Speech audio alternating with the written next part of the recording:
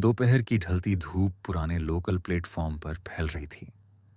8 साल का आरव अपनी माँ के साथ बेंच पर बैठा अपने नए स्कूल के जूतों की सफाई कर रहा था।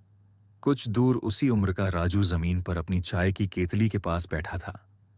उसकी चप्पलें इतनी टूटी थीं कि हर कदम पर उसकी एड़ी बाहर निकल आती थी। वह चप्पल हाथ में लेकर ठीक कर रहा था, तभी उसकी नज़र आरव के चमकदार जूतों पर ठहर गई। उसके मन में हल्की सी इच्छा उठी, काश उसके पास भी ऐसे जूते होते। तभी ट्रेन आ गई। भीड़ में चढ़ते हुए आरव का एक जूता फिसलकर प्लेटफॉर्म पर गिर गया।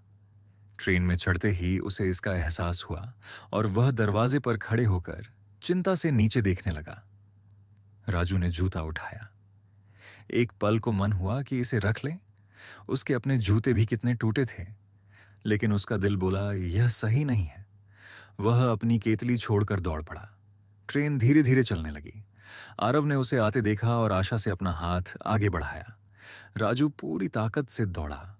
उसकी उंगलियां जितना हो सके उतना आगे बढ़ीं। जूता करीब था, पर ट्रेन थोड़ी और तेज हो गई और वह आरव के हाथ तक नहीं पहुंच सका। अंतिम कोशिश में राजू ने जूते को उछालकर आरव की ओर फेंका, इस उम्मीद में कि शायद वह पकड़ ले। जूता हवा में ऊपर गया, पर आरव तक नहीं पहुंच सका और वापस प्लेटफॉर्म पर गिर गया। राजू वहीं रुक गया, हांफता हुआ और निराश। आरव ने यह सब देखा, राजू की ईमानदार कोशिश और उसका साफ दिल। बिना सोचे उसने अपना दूसरा जूता उतारा और मुस्कुराकर राजू की ओर फेंक दिया। जूता उसके पास आ गिरा।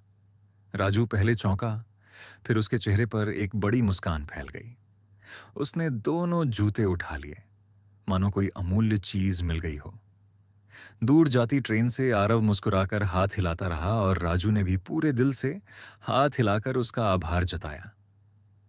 जब आप स्वामित्व से ऊपर इंसानियत चुनते हैं, तो आप किसी को सिर्फ एक वस्तु नहीं देते, आप उसे उम्मीद देते हैं।